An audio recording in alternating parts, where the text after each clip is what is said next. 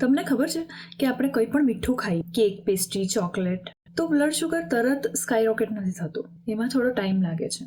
પણ આ ટાઈમિંગ આપણા ફાયદામાં પણ જઈ શકે છે. સ્વીટ ખાઈએ તો એના 10-15 મિનિટ પછી શુગર બ્લડ સ્ટ્રીમમાં ચડવા લાગે છે. પીક સ્પાઇક 30-60 મિનિટમાં. પણ આ 30-60 મિનિટનો જે ગાળો છે ને, એ ગોલ્ડન વિન્ડો છે. આ સમયે જો તમે સ્ક્વોટ્સ, ક્રન્ચીસ, સ્ટ્રેન્થ ટ્રેનિંગ અથવા ફાસ્ટ વોક કરો તો મસલ્સ તરત જ શુગર માંગી લે છે. જ્યારે તમે વર્કઆઉટ કરો તો મસલ્સ GLUT4 ટ્રાન્સપોર્ટર એક્ટિવેટ કરે છે. આ એકદમ પાવરફુલ ડોર જેવા છે જે બ્લડ શુગરને ખેંચીને મસલ્સમાં લઈ જાય છે. મીનિંગ જે તમે કેક ખાધી એ એનર્જીમાં કન્વર્ટ થઈ જાય છે અથવા મસલ ગ્લાયકોજનમાં રિફિલ થઈ જાય છે. પણ જો તમે આ 30-60 મિનિટમાં એક્સરસાઇઝ ના કરો તો બ્લડ શુગર હાઈ થાય છે અને ઇન્સ્યુલિન રિલીઝ થાય છે.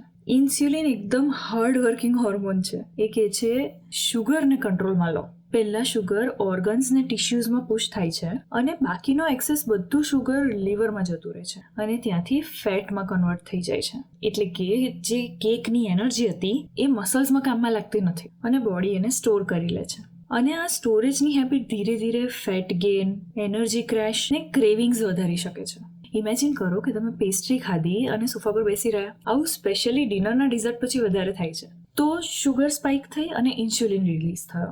થોડા સમય પછી ઇન્સ્યુલિન જે હાર્ડ વર્કિંગ હોર્મોન છે એ શુગરને ક્રેશ કરી દેશે. શુગર લીવરમાં જઈને ફેટમાં કન્વર્ટ થઈ જશે અને પછી ફરીથી બીકોઝ એ એકદમ ડાઉન જતી રહી છે, ક્રેવિંગ થશે.